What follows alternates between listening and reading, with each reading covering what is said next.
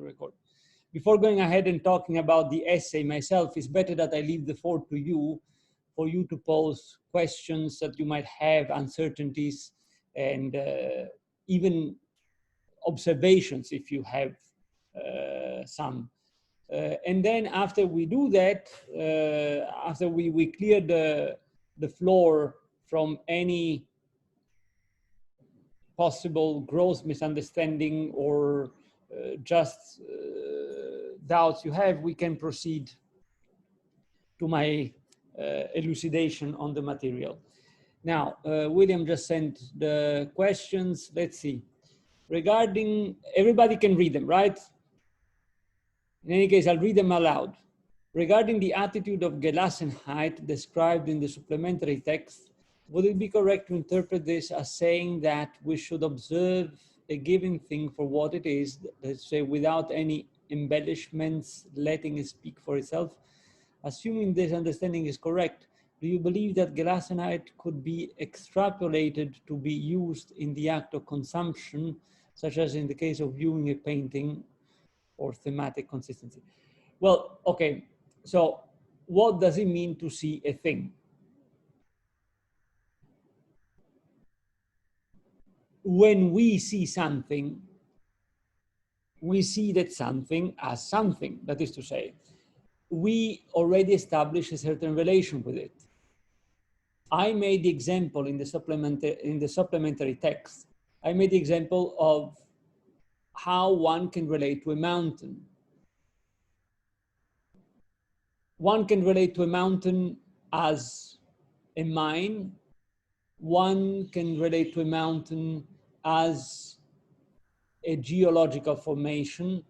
One can relate to a mountain as pastures and abode, as it is the case of shepherds or mountaineers. One can relate to a mountain as something that in itself remains open, as it is the case of the painter, for example. So what does it mean to see something? It means that we establish a certain kind of relationship with this something. Now, the expression we establish a certain kind of relationship is a bit, or can be a bit, misguiding.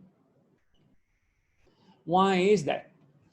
Well, because it leads us to think that this relationship we're talking about is decided by us.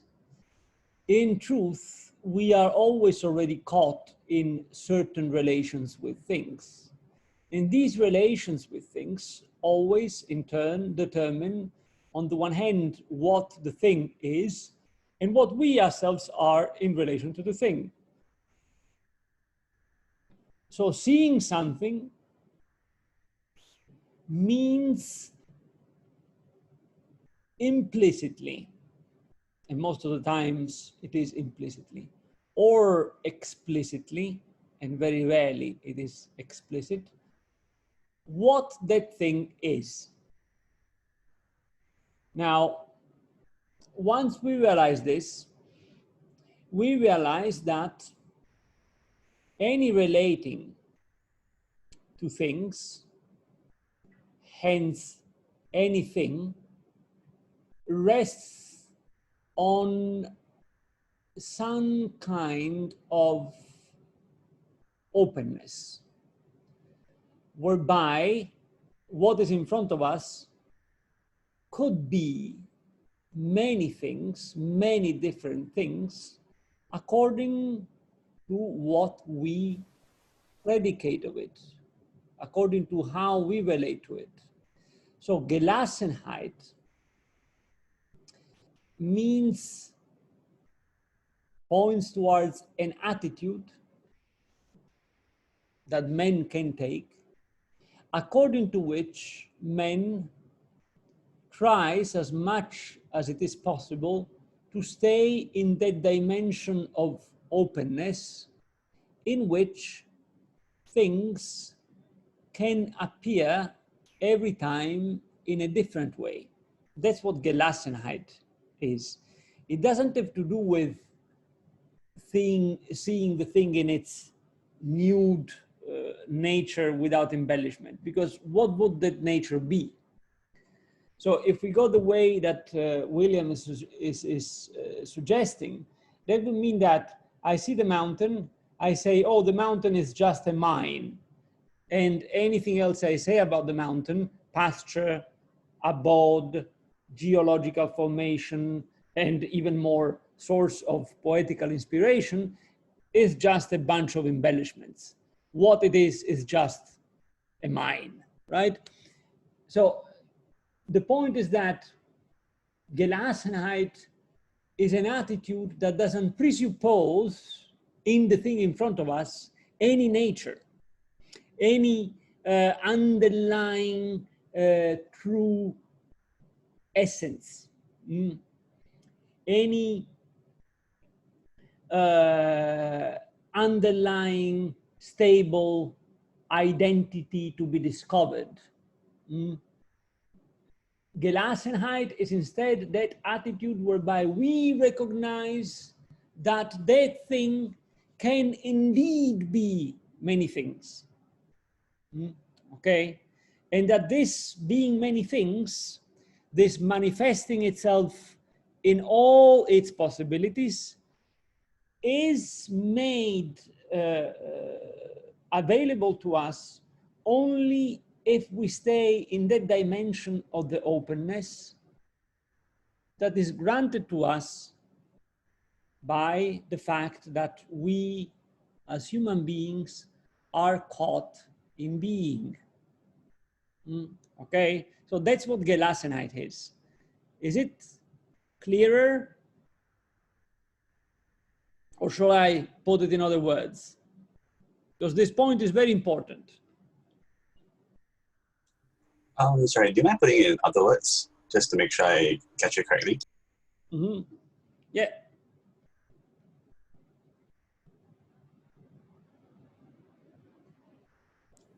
So essentially, if I try to use a different example, let's just say I look at maybe a cup. I don't presuppose that, for example, the cup is meant to store water. I look at it, and each time I look at it, I discover different things about it because I don't come to it with any ideas in mind. Can you say it again? Okay, so sorry, to say from the start, if I see a cup, let's just say I begin by not presupposing that the cup is meant to store water. And each time I look at it, I realize that there are different uses or things it can do because I don't impose a particular assumption onto it. Yeah, I mean, when it comes to instruments of usage, it's already more complicated because instruments of usage are already determined by what leads the doing of men, which is finalism, okay?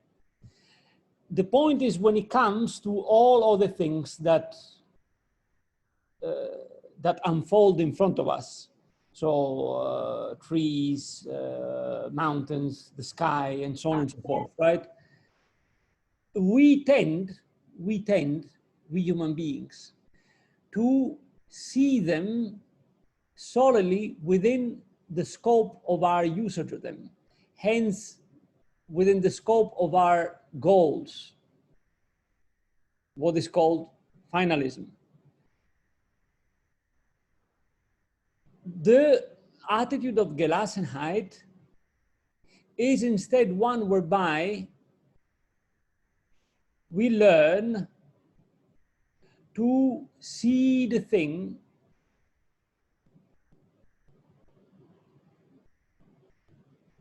and to let it unfold in all its possibilities.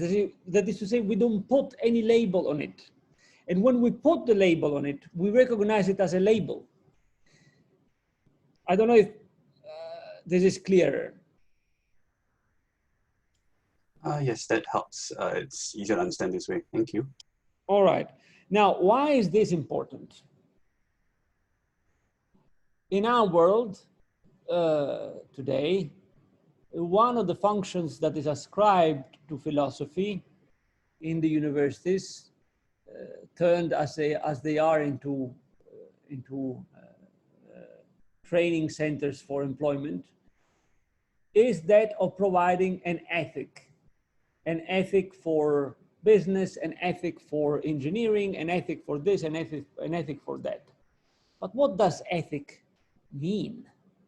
Ethic is the dimension, the original dimension in which the human being abides. Ethos in Greek means the habitual place, the abode. So the question of ethics is the question regarding the abode of the human being. In what and how does the human being abode? Well, the reflection on Gelhassenite is precisely the reflection on the proper abode of the human being. The human being abides in an open space, in an openness in which, if kept open, and only the human being can keep it open, and only the human being can shut it, right? If kept open, it allows the manifestation of things every time, each time, in a new way. And this new way, in turn, is every time the possibility for new worlds to emerge. It is, in other words, the possibility for freedom to be something substantial and not just an empty word. Okay, so that's why this reflection on Gelhassenite is important, because it has to do really with the abode of the human being. Hence, is a true reflection on ethics, and not a reduction of ethics to some kind of list of norms on the one hand. And on the other, it makes substantial the word freedom, which otherwise remains, in most cases, either an empty or, even worse, a pretentious word. Okay, that's about Gelhassenite. Then second question, could I ask for some clarification regarding the phrase rests onto a monotony within the sentence, but this unity is in no way the insipid emptiness of that which, keeping itself as the relation less, rests onto a monotony. Yeah, there Heidegger is explaining the notion of identity, which, I mean, we must always remember that identity means self-sameness, self-sameness. And self-sameness belongs to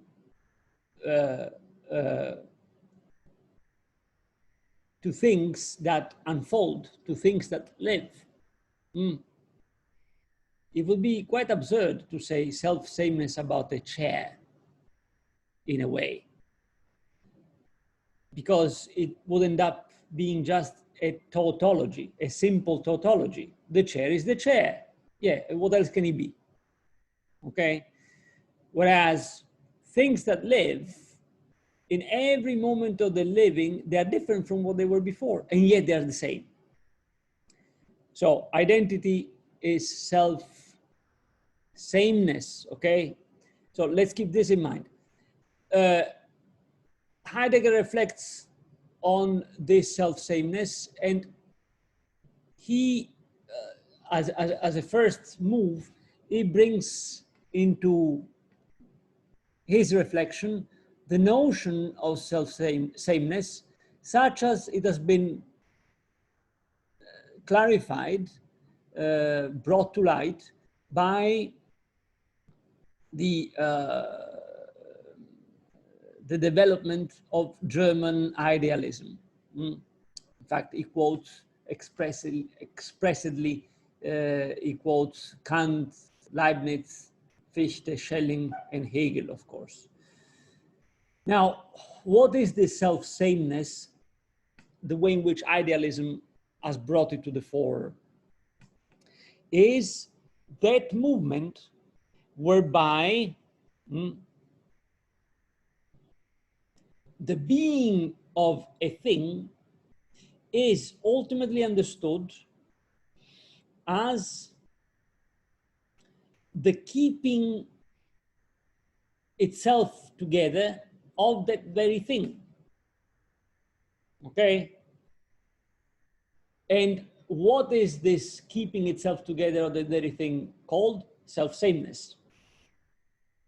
So self-sameness is the main trait of being, but it's a movement.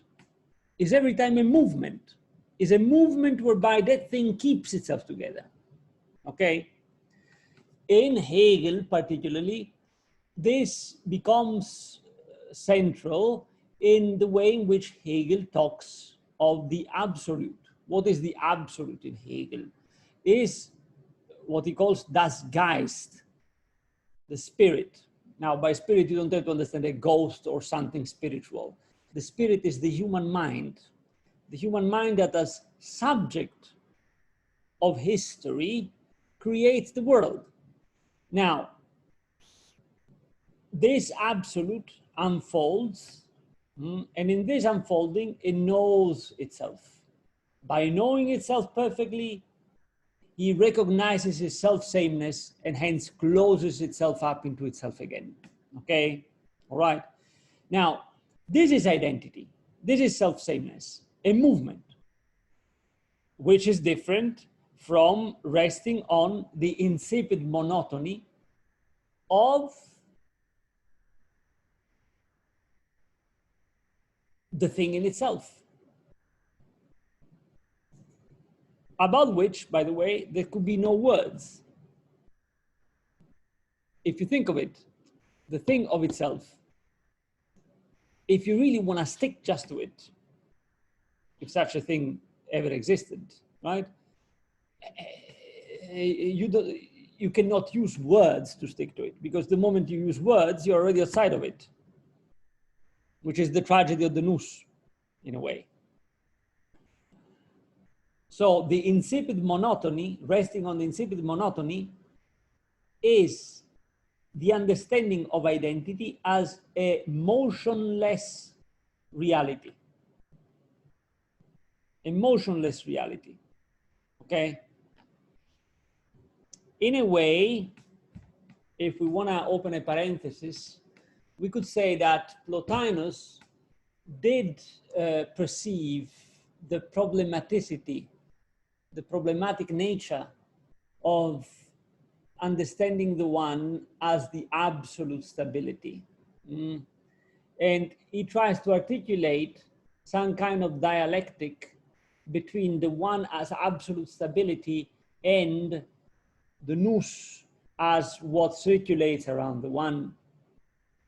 But the problem is that Plotinus remains stuck in a way in understanding self-sameness ultimately as the monotony that Heidegger is talking about. In fact, when it comes to the one, we cannot develop any credible talk about the one. Any discourse around the one has to remain silent, okay?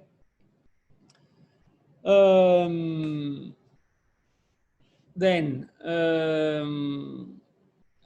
I hope this is clear enough.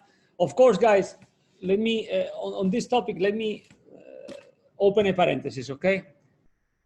We are dealing with concepts that in philosophy and also in physics are called limit concepts. Are you familiar with this term, a limit concept? What is a limit concept? A limit concept is one that establishes a sort of boundary between what can be said and what cannot be said. Let me give you an example in physics of a limit concept. In physics, the concept, or rather, in physics, the notion, the theory of the Big Bang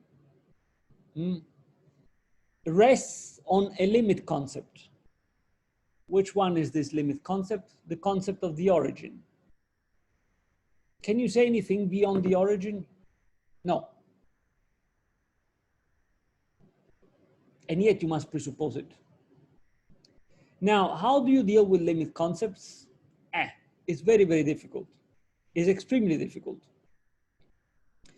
In our case, self-sameness, i.e. identity, is a limit concept. Why? Each one of us, the moment we say I, we are presupposing self-sameness.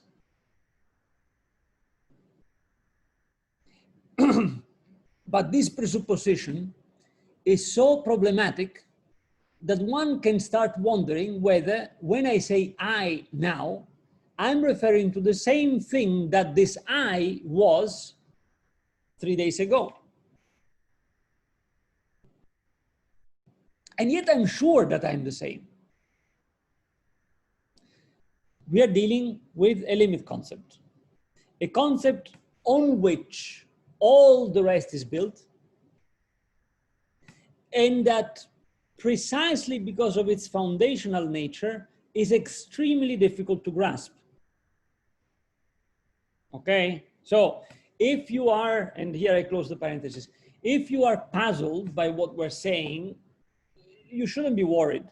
You shouldn't expect to grasp these concepts as many formulas, because that's impossible. If you were able to do that, I would suspect that you are not actually grasping these concepts. You are grasping something else.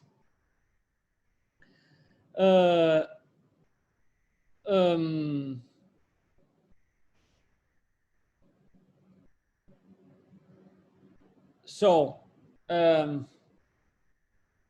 hope this puts you on the right path, okay?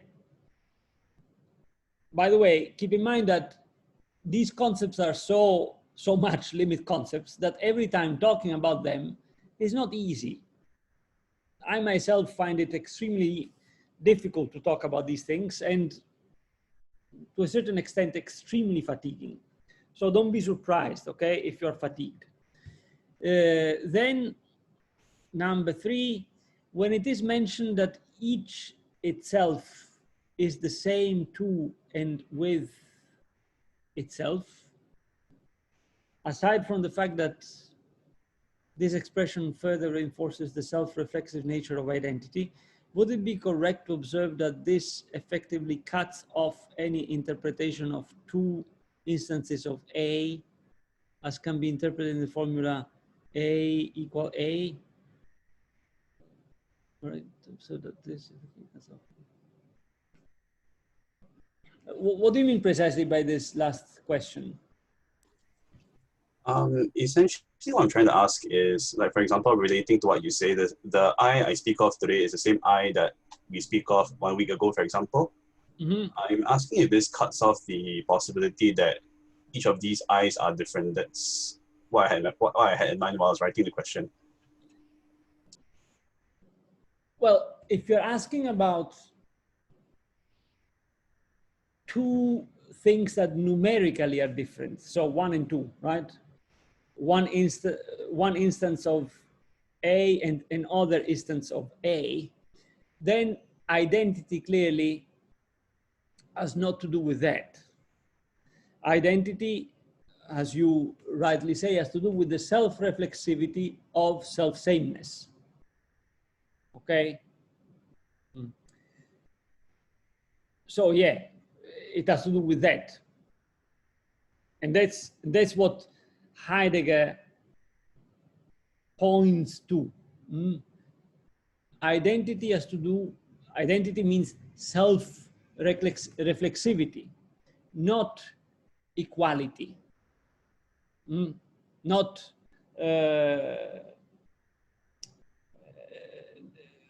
the perfect equality between 2 instances, but it has to do with the self-reflexivity of a thing, okay?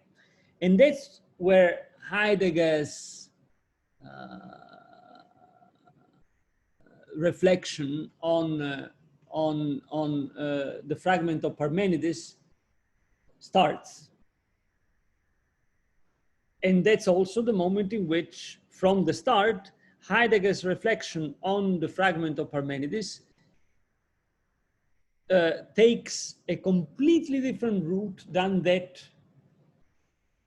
we've seen in Plotinus. And this we will see later on, okay? I hope this clarifies things further. Any other question? Observations? Well, hi, Prof. Yes. This is Kok Tong. So I've always been wondering, metaphysics is like the core of philosophy. Metaphysics is the what? It's the core, like the most. The core, yeah. Yeah, that is from a person who does not study philosophy, and I hear from my friends. So, but in this case, Heidegger is seemingly criticizing the foundation of metaphysics. Yeah. And I'm thinking, so what is your thought on metaphysics? And because you mentioned Kant and Hegel and all this, and they are like the most important philosophers. So you're asking three things, basically. You're asking, what is metaphysics? What is Heidegger's attitude or Heidegger's relation, let's put it this way, to metaphysics? And what do I think about Heidegger's relation on metaphysics? You're asking these three questions. Let's start from the first one, metaphysics. What is metaphysics? Metaphysics is that part of philosophy that deals with the first, that is to say, the ultimate principles of reality.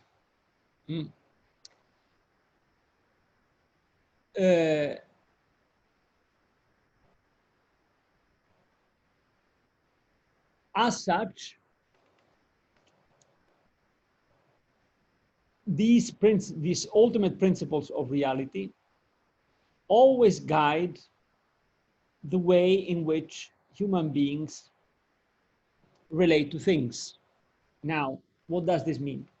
It means that we can say that every human being, insofar as a human being he deals with things, every human being has an implicit metaphysics. That is to say, he implicitly rests on certain principles that he doesn't understand as such, but which are there nevertheless, on certain principles that allow him to have a general understanding of what surrounds him, so that based on that understanding, he can then operate.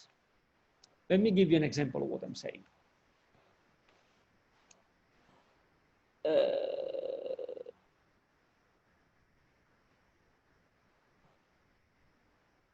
The ancient Greeks, before philosophy emerged, the Greeks of the time of Homer,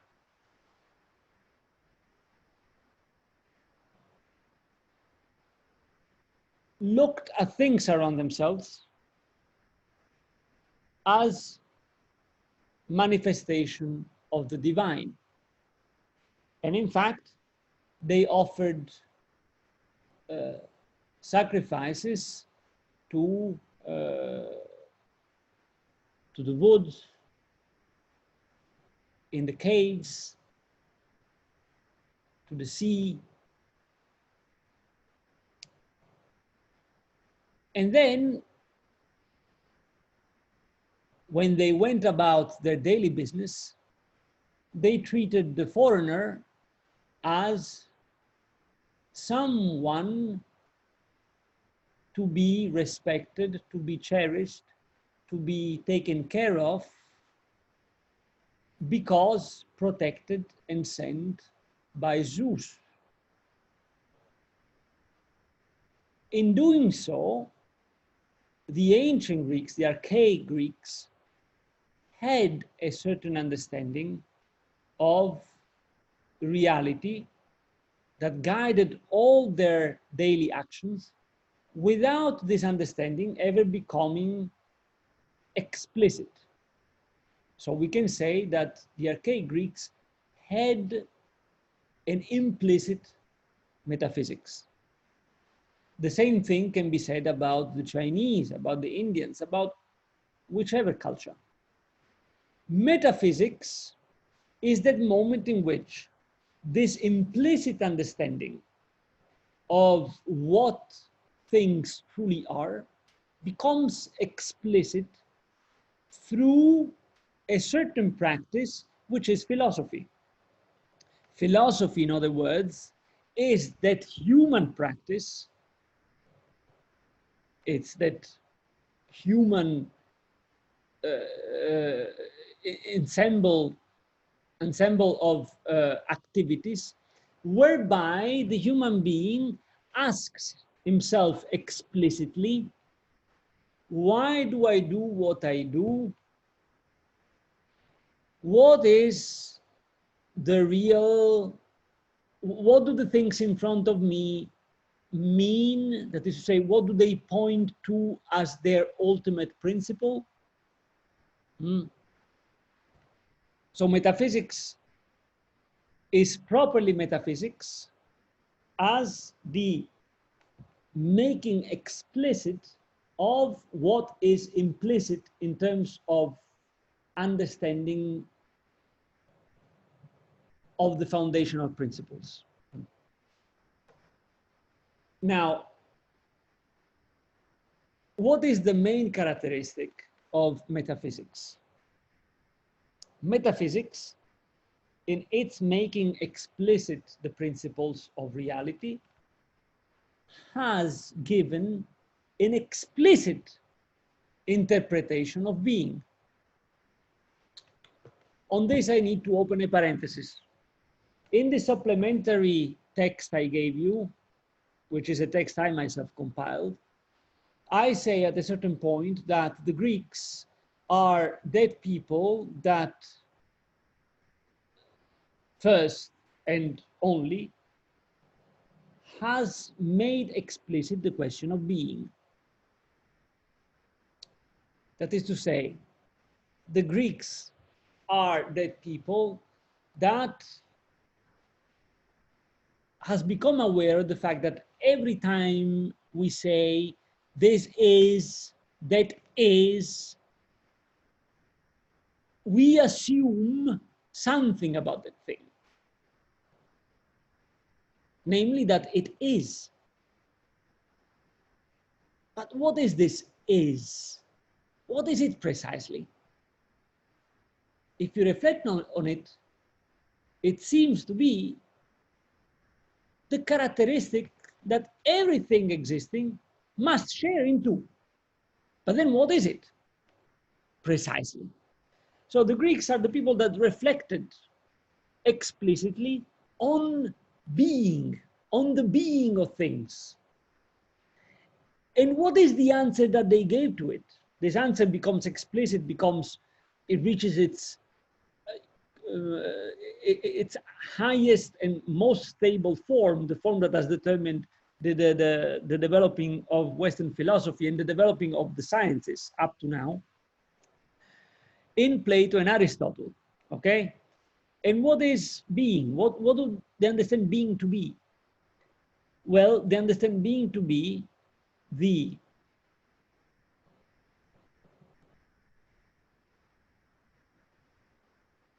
the highest and the most perfect entity among all other entities.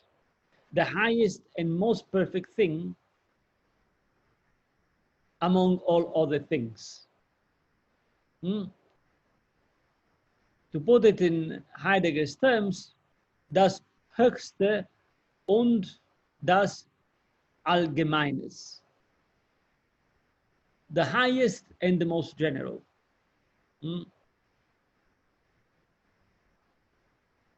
what does it mean then? It means that for the Greeks and for us, being is understood as the highest thing. That is to say, is understood as the most solid, unshakable ground, resting on which all things are things. So let me give you a practical example. When you ask Plato, what does it mean for a chair to be?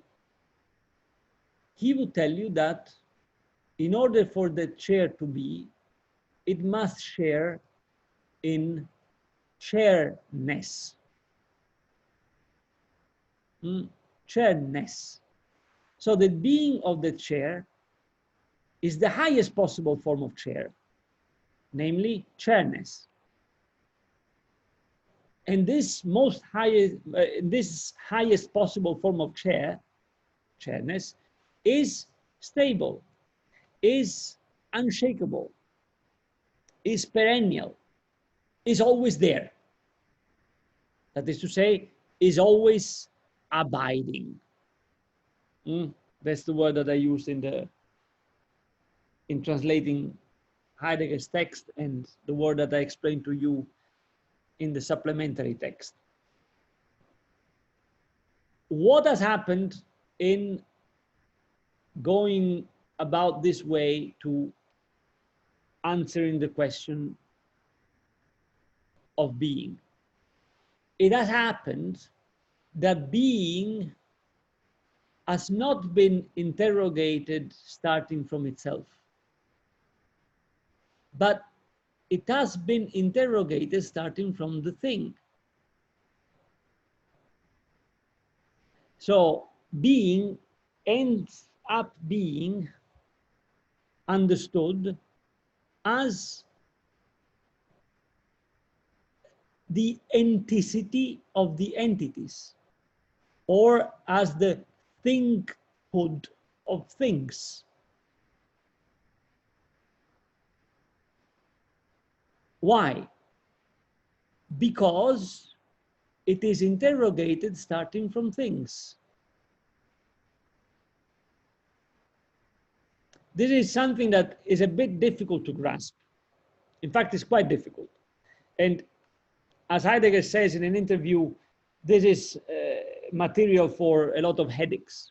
But let's try to rest on this point a bit, because this is really the core of metaphysics. The core of metaphysics is, and the core of, by virtue of that, the core of all philosophy, and by virtue of that, the core of all Western thought, hence of the sciences as well. So it's important to grasp it. Let's think of it this way.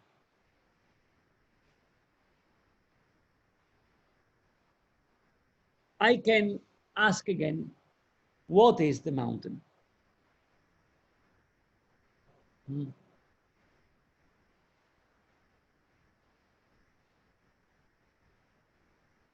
And this question, what is the mountain, can be posed in two ways.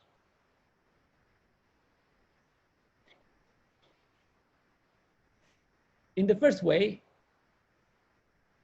in search of this what is, I start from the mountain.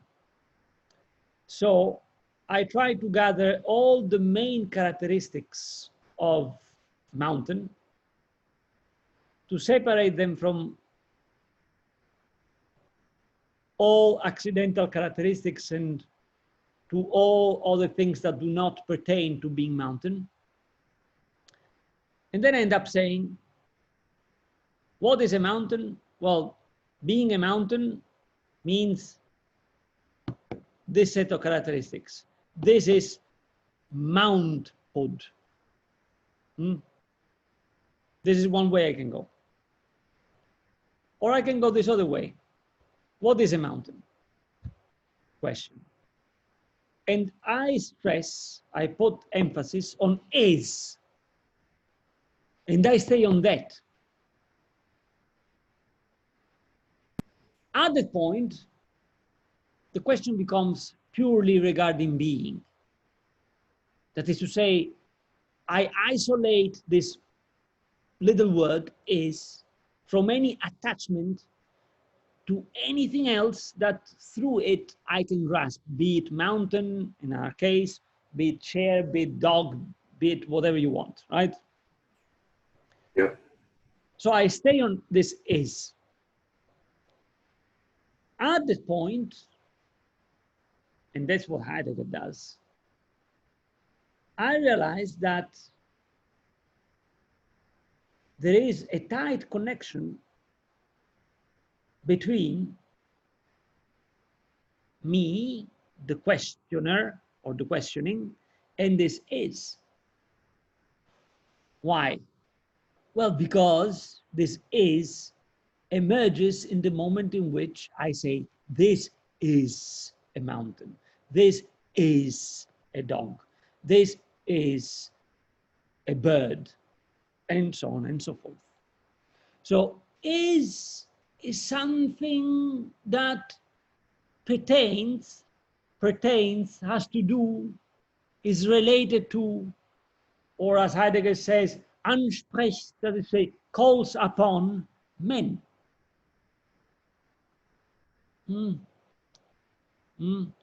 Dasein dem Mensch anspricht. Dasein spricht den Mensch an. So being calls upon us. At that point, the various things of which I can say is, fall a bit into the background, so to say. And I stay on this is.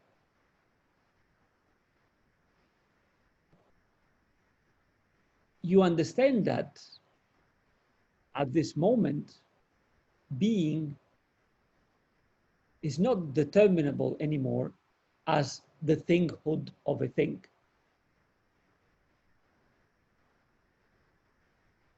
It's something much more elusive. And yet something out of which we cannot snap ourselves.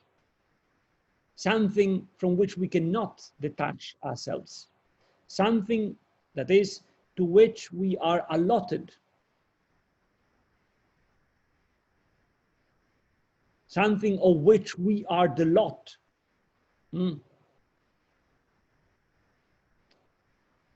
Something, the heirloom of which we are. Why? Because in any relating to what surrounds us, we always have already said, either explicitly or implicitly, this is. The moment I use a spoon, even if I utter no words, in my very usage of the thing, I'm saying this is. The moment I treat an animal in a way rather than in another, even if I don't utter any words about it, I'm already saying this is. So the human being cannot snap himself out of the relation with this is. Okay? But at this point, as we said, if we pose the question this second way, which is not the way of metaphysics, we cannot determine being as the thinghood of things. How to think then of being? And that becomes the question. Now, what does Heidegger think about metaphysics? Metaphysics, we said, is that path that has determined being as the thinghood of things. Okay? So, chairness, dogginess, humanness or humanity, treeness, and so on and so forth. Mm. All these things that, that Plato calls ide, and Aristotle has taught us to call ousie. Okay? Mm. That's metaphysics. And in doing so, metaphysics has determined the entire development of Western thought, and hence the entire development of Western science. Hence the entire development of the Western way to relate to things. All right. What does Heidegger think of this? Heidegger thinks that this is one of the most heroic undertaking that the human being has ever gone through. So it's not to be discarded. It's not to be condemned. There is no condemnation by Heidegger of metaphysics. It is instead to be understood. It is to be understood, and how do you understand it? By, first of all, grasping phenomenologically what the words of metaphysics point to. We saw already at the beginning of the course what it means to grasp something phenomenologically as a phenomenon. It means to grasp the experience, the foundational experience, the phenomenon, that through that particular word, for example, idea or ousia, the given thinker was trying to express. Okay? So first of all, you must interrogate the key words of metaphysics phenomenologically in order to grasp the concrete that is behind them. Because otherwise you remain in the level of mental abstraction, so to say. First. Second, this grasping, this phenomenological grasping, takes the form of what Heidegger calls an Abbau, or using the Latin root in being and time, destruction. Abbau means deconstruction. The deconstruction of metaphysics, the deconstruction of the metaphysical tradition, which is the Western tradition. What is then this deconstruction, this Abbau or destruction? It doesn't mean to level the tradition to the ground. It means, as we said before, to go see what lays in terms of experience behind certain words and concepts, and how these concepts have come about. That's what it means. It means, in other words, to go to the original source of the phenomenon. Once you've done that, what have you done? If you've done it correctly, and doing it correctly requires a lot of effort really. If you do it correctly, you have done what Heidegger calls the Überwindung of metaphysics. What does Überwindung mean? Now let me check. Let me check that I pronounce it correctly so that you don't learn a wrong word. But it should be Überwindung. Come on.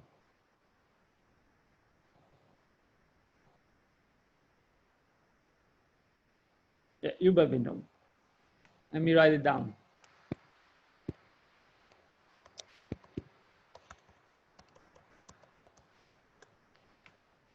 Überwindung. Überwindung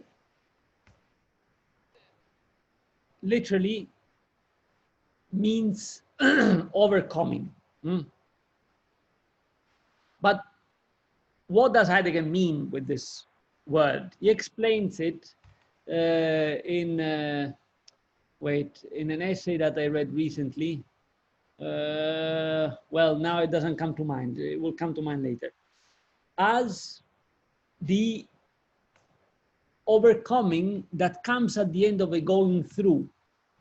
For example, in German, you can say that you du eine Krankheit, du binst eine Krankheit über.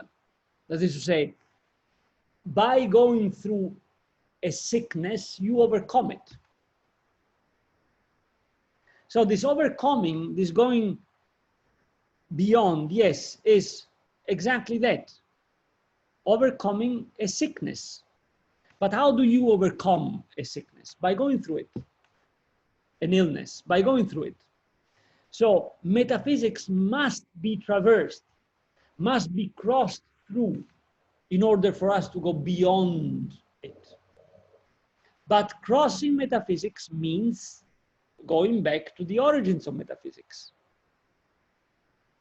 Staying at that question out of which metaphysics springs. Okay?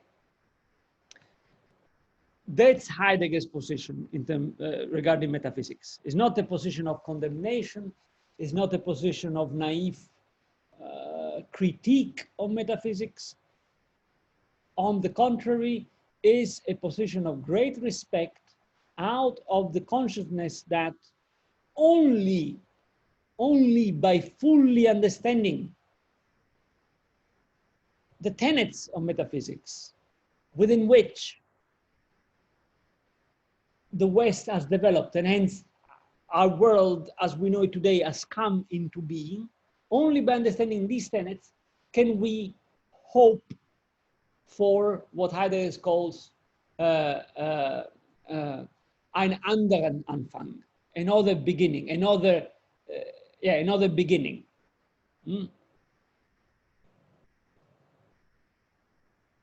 Now, what do I think about Heidegger's position on metaphysics? I'm not sure that this is really important for you, because my opining about anything is of no particular importance. However, given the fact that you asked, I will tell you. I think that Heidegger's position in relation to metaphysics, and hence in general in relation to the Western tradition, is the deepest, most acute perspective that I am conscious of. Why do I say that? Because I think that Heidegger is the only thinker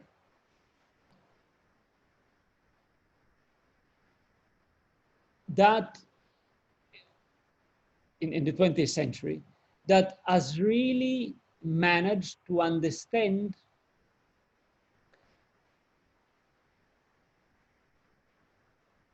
the situation of the world determined by technique,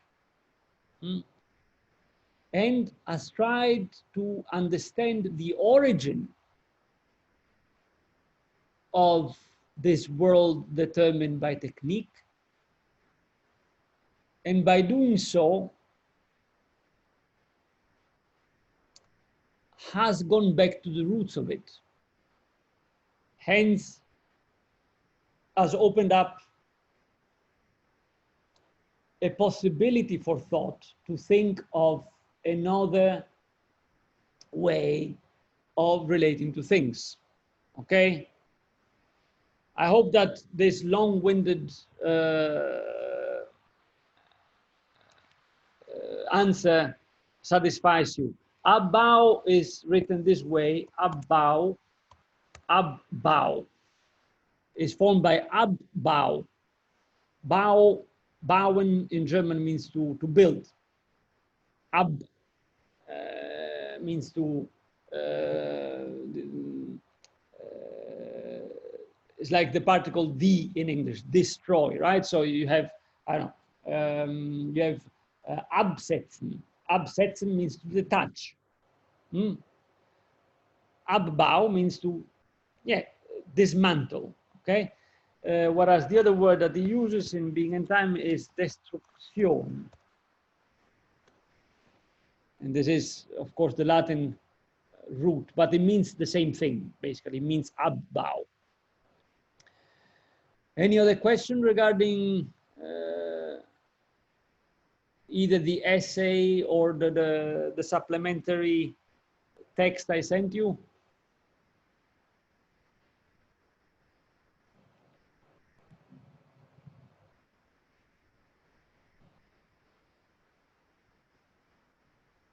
Okay, so it doesn't seem so. No, wait, where's Gibo? Does metaphysics have to ground on human? As reality does not consist of human only, but something much larger. If the ultimate principle is grounded on human, does it make the metaphysics a smaller subject? Okay, Gibo, you are, I think, a bit confused here. Metaphysics doesn't ground reality on the human being. Not at all. Metaphysics asks regarding the general principles on which also the human being rests as being. And that's because metaphysics takes human being simply as one of the other beings, as one of the other entities, okay? And that's precisely the limit of metaphysics.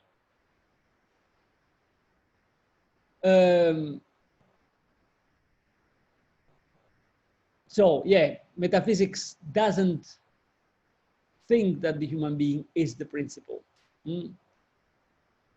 per se. Metaphysics sees the human beings as one of the things among all other things, even though not on an equal footage, but it's still one of the things. Okay, thank you. All right. Okay. Let's see if there is any other question. Where are the questions? I can see them. They are in the general chat. Strange that you cannot see them. Maybe there is a problem at your end. Gerald, the essay question. The essay questions, I'm gonna give you two questions that you can choose to write your essay on. Are gonna be posted tomorrow, okay? Now, let me say a few words about this. I've been thinking a lot on how to go about the essay. I've decided to give you two questions and you have to choose one to write your essay on. Now, in order to be sure that you do not neglect this last part of the course, which focuses on Heidegger, I am going to formulate both questions in such a way that Heidegger and Plotinus will be tightly connected. So you will have to pay attention to what we're doing these last 2 weeks, okay? So by tomorrow night, you're gonna have the two questions on the content page of eDimension, okay? Any other question? All right. So, Prof, can I ask, how will the weightage of the essay be like? Like, what do you actually want to us to focus more on in the essays and the essay structure to be like? well, you know, the question, the essay will be the answer to a question. So you have to show that you understand the question and you're able to answer it satisfactorily. That is to say, with an argument that holds, and an argument that is grounded above all, not on one's whimsical thoughts, but on the text that we've gone through and the reflections we've gone through. That's one thing, which is the most fundamental. The other one, almost as fundamental, is that you show an ability to use properly the appropriate language to talk about these things. Okay, so that's your usage of concepts and words be as sharp and as precise as the topic requires. And you can do that if you have absorbed in these 2 months that are behind us, if you have absorbed the vocabulary that we've been using. Okay? Okay? All right. So, Yeah. are you able to provide us with some sort of rubrics? What do you mean by rubrics? Like, so that we know what you, like how you're going to mark us, what exactly you are expecting, so that we know how to structure our essay properly. I just told you I'm gonna grade you. I mean, you have to show that you understand the question, that you know how to answer the question, basing your answer on the text and the reflections that we've gone through, and that you have an appropriate usage of language. Okay, fair enough. Let me open a parenthesis on this thing of the rubrics. Here there is, and I've been saying this a lot, but unfortunately I don't have a great audience on this point. Here there is a huge problem that has to do with the Singaporean education. I'm not afraid of saying this. I would repeat this even in front of the Prime Minister, because I don't mean it in a malign way. I mean it really out of, I would say, almost love for this island that has hosted me for 8 years. The problem is that you have been brought up in such a way that education was for you the learning by heart of certain formulas that then you had to show yourself able to repeat. But if you do that, you don't unfold the ability of any, you don't develop the ability of any critical thinking. Critical thinking happens when you're able to think, starting from a few elements that you've been given, in a coherent way, but in a way that is not already prescribed. So that's what we're trying to do here. That's why you are taking a course such as this, in order to train yourself to deal with difficult concepts that, of course, you've been explained what they mean and blah, blah, blah, blah, but to deal with them independently. Okay? All right. Okay, any other question? Would you like to step up to be our new Prime Minister? No. I wouldn't do that. Maybe I'll push my wife to the fore. It's too much work, so she can do it, but I can't. Please be the new Education Minister. They took away all the joy of learning. Maybe, all right. Okay.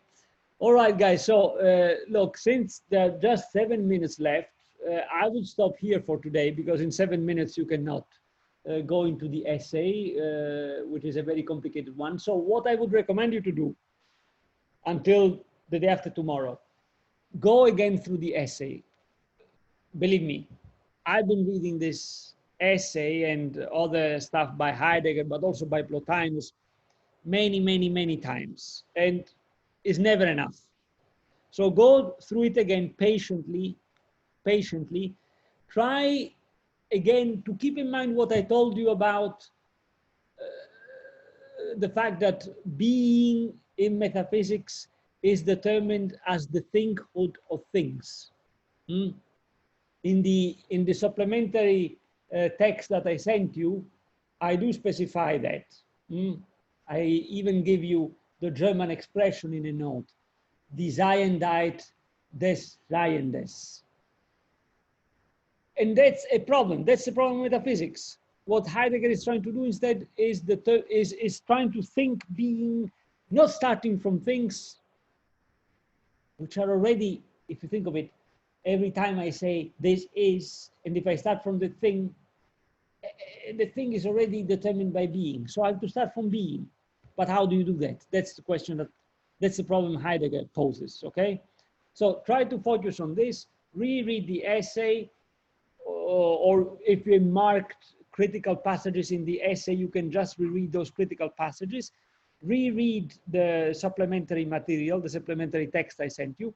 And then on Thursday, I'll go through the essay, first of all, highlighting the general structure of the essay, which is very easy as a structure. And then focusing again on a few passages that I deem important. Okay? Prof. Yes. Well, just one last question. If we finish the essay a little bit earlier, is it okay to send you for review? I don't do reviews for two reasons. One, because it has been recommended as how you call it, as a departmental policy that we don't make reviews. Two, because if I were to do that for everybody, I would end up correcting. Let me calculate. I have 46 students in the other, is 30 of you here. I will end up correcting something easily like 240 essays in 3 weeks, which is a bit too much, right? Because, you know, I need to keep studying, I need to keep preparing all the classes, I need to sleep, I need to eat, I need to do a lot of things. So I won't have time for doing that. What I suggest you to do is to talk also to your colleagues, okay? Confront yourself with others. And if you have specific questions, then you can, yeah, feel free to contact me, and we can even meet on Zoom and discuss them. Okay. All right. So I stop here for tonight. Joel says there is 20 minutes left. No, not really, Joel, because I've been reprimanded this semester because I tend to drag my classes up to the hour, but they told me that no, I have to finish 15 minutes earlier. So since I've been reprimanded already, I don't want to be reprimanded anymore. I'll stop here. In any case, as I said, go read the essay again, the supplementary text. You can re-listen to the questions and answers that we have had in these 3 sessions. And yeah, I'll see you on Thursday, okay? How do they even know that you drag your classes if none of them attend your class? I have no idea. I have no idea, but they do. No, probably it has to do with the fact that with the core curriculum, we meet also in presence, and sometimes I do go to the hour and then they're late to go to other classes. I don't know what the hell. And this happens also when we have the online class with the core curriculum. So I'd rather watch it. All right. Bye, guys. Okay, thank you, Professor. See you. Bye. Thank you, bro. Thank you. Thank you. Bye.